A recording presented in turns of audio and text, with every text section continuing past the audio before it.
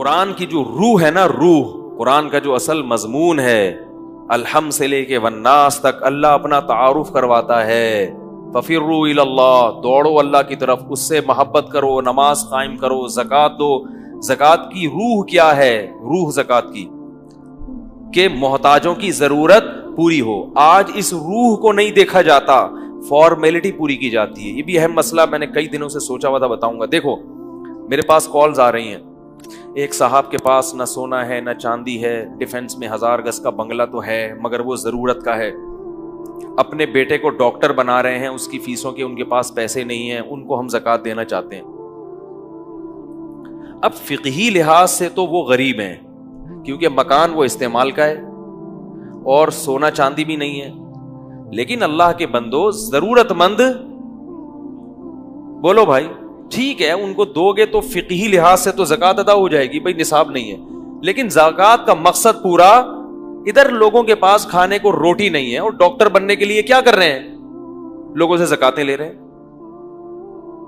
آپ کہہ سکتے ہیں ڈاکٹر بننا بھی تو ضروری ہے مگر ان کے بیٹے کے لیے ضروری نہیں ہے.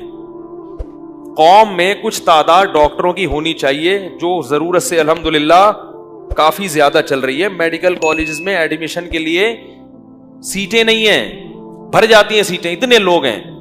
کسی زمانے میں اگر ڈاکٹروں کا قحط پڑ جائے کہ ڈاکٹر مارکیٹ سے شارٹ ہو جائیں، پھر ہم کہیں کہ یار کچھ لوگوں کو زکوٰۃ دے کے ڈاکٹر بنا دو، تو بات سمجھ میں آتی ہے. ابھی ڈاکٹر بننے کے لیے بہت لوگ ہیں جن کے پاس اربوں کروڑوں روپے ہیں، وہ اپنے بچوں کو اپنے پیسوں سے پڑھا سکتے ہیں. آپ کے پاس اگر پیسے نہیں ہیں تو آپ اپنے بچے کو ڈاکٹر بنانے کی کوشش نہ کریں. اگر کرنی ہے تو پیسے کمائیں اور فیسیں بھریں. بھیک مانگ مانگ کے کتنا برا عمل ہے لوگوں کے سامنے ہاتھ پھیلانا.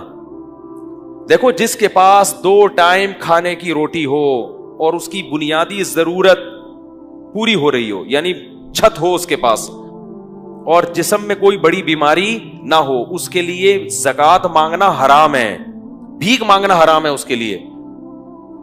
تو اس لیے کوئی حج کرا رہا ہے زکوٰۃ کے پیسوں سے، عمرے کرا رہے ہیں لوگ. آج کال آئی کسی کی کہ وہ عمرہ کرانا چاہتے ہیں ہم زکوٰۃ. کیوں کرا رہے ہو بھائی؟ عمرہ کرنا فرض ہے، حج کرنا فرض ہے کیا؟ اگر وہ غریب ہے تو حج فرض نہیں ہے، جب پیسہ آئے گا تو کر لے. زکوٰۃ کے پیسے 5-5 لاکھ روپے کسی کو دے کے آپ یہ 5 لاکھ آپ لوگوں میں تقسیم کر کے ان کے پیٹ بھرو، بیماروں کا علاج کراؤ، لوگوں کا پیٹ بھرو. ادھر گڑھے کھودنے والے جو دیکھو آپ کس طرح رمضان میں دوپہر کو گڑھے کھود رہے ہیں، رکشے چلا رہے ہیں، ٹماٹر بیچ رہا ہے، سارا دن آوازیں لگا لگا کے گلے بیٹھ جاتے ہیں ان کے. ادھر لوگ اپنے بچوں کو PhD کروا رہے ہیں، کن پیسوں سے؟ زکوٰۃ کے پیسوں سے. حج کروا رہے ہیں، عمرے کروا رہے ہیں. حج کرنا بہت اچھی بات ہے، زکوٰۃ کے پیسوں سے حج نہ کراؤ کسی کو، نہ دو اس کو پیسے. بولے آپ کے پاس پیسے نہیں ہے تو کوئی بات نہیں. اور فی ہدیہ تو کسی کو بھی دیا جا سکتا ہے. تو زکوٰۃ کی جو روح کیا ہے وہ قوم کے غریبوں اور مسکینوں کا، بولو بھائی، خیال کیا جائے، ان کی بنیادی ضرورتیں پوری کی جائے. بنیادی ضرورت کیا ہے؟ رہائش. کسی کے پاس چھت بھی نہیں ہے بیچارے کے پاس، دھوپ گرمی سے بچنے کا انتظام ہی نہیں ہے. کسی کے پاس روزگار کے لیے رکشہ بھی نہیں ہے، کسی کے پاس ٹھیلا بھی نہیں ہے، کسی کے پاس کھانے کے لیے روٹی نہیں ہے، بیمار ہے علاج کے لیے پیسے نہیں ہے، اور گورنمنٹ کے ہسپتال میں بھی علاج نہیں کر سکتا. ورنہ گورنمنٹ کے ہسپتال میں ٹھیک ہے جیسا مرضی اوپر نیچے ہے، لیکن بنیادی علاج ہو جاتا ہے. اس کے لیے زکوٰۃ لینے میرے پاس کال آتی ہے نا کہ بھائی علاج کرانا ہے فلاں ہاسپٹل میں کہتا ہوں بھائی جاؤ نا گورنمنٹ کے ہسپتال میں، کیوں نہیں کرا رہے؟ کہہ رہے مفتی صاحب مجھے بھی لوگ دیتے ہیں نا کچھ پیسے اعتماد کر کے کہ آپ اپنے کسی کوئی آپ کو مستحق نظر آئے تو اس کو دے دیں. تو بعض لوگ کال آتی ہے کہ میں جو ہے نا وہ بیمار ہوں، اور میں نے کہا بھائی جاؤ نا عباسی شہید میں علاج کراؤ، جاؤ گورنمنٹ کے اسپتالوں میں علاج کراؤ. وہاں بھی اگر علاج کے پیسے نہیں ہیں پھر ٹھیک ہے، یہ علاج کروا رہے ہیں آغا خان میں، معیاری علاج ہو جائے. تو یہ سب ہوس ہے، اس ہوس کا کوئی علاج نہیں ہے. تو اس طرح یاد رکھو قرآن کی ایک بیسک دعوت ہے، قرآن بنیادی چیزوں کی. میں یقین سے کہتا ہوں اگر ہم صرف قرآن کو فالو کرنا شروع کر دیں تو ہماری فرقواریت بھی ختم ہو جائے گی. اس کا مطلب یہ نہیں کہ حدیث کو فالو نہ کریں، فوکس کس کو کریں؟ قرآن کو. جن باتوں کو قرآن نے اہتمام سے بیان کیا ان پہ پہلے آ جائیں تو بہت سارے مسائل ہمارے حل ہو جائیں گے. قصے، کہانیاں، ہمارے جو شروع ہوتے ہیں نا حاشیوں سے ہماری بحث شروع ہوتی ہے. قرآن کے پاس حدیث ہے, حدیث کے بعد فقہ ہے, فقہ کے بعد پھر اس کی شروحات ہیں, پھر تاریخی کتابیں, تاریخی کتابوں میں پھر حاشیے ہیں لوگوں کے. ان حاشیوں سے خطیب کی تقریر شروع ہوتی ہے. ایک دفعہ کا ذکر ہے, یہاں سے شروع ہوتی ہے. ایک دفعہ کا ذکر ہے, ہلاکو خان نے یہ کہا, پھر وہ کہا, پھر وہاں سے پڑھا شروع, پھر میرے بزرگ, پھر تیرے بزرگ, پھر فلاں کے بزرگ, تو کافر میں کافر, وہ گستاخ, وہ دائرہ اسلام میں داخل, وہ والا خارج, وغیرہ وغیرہ. آگے اس پہ آپ خود حاشیے چڑھا لیں.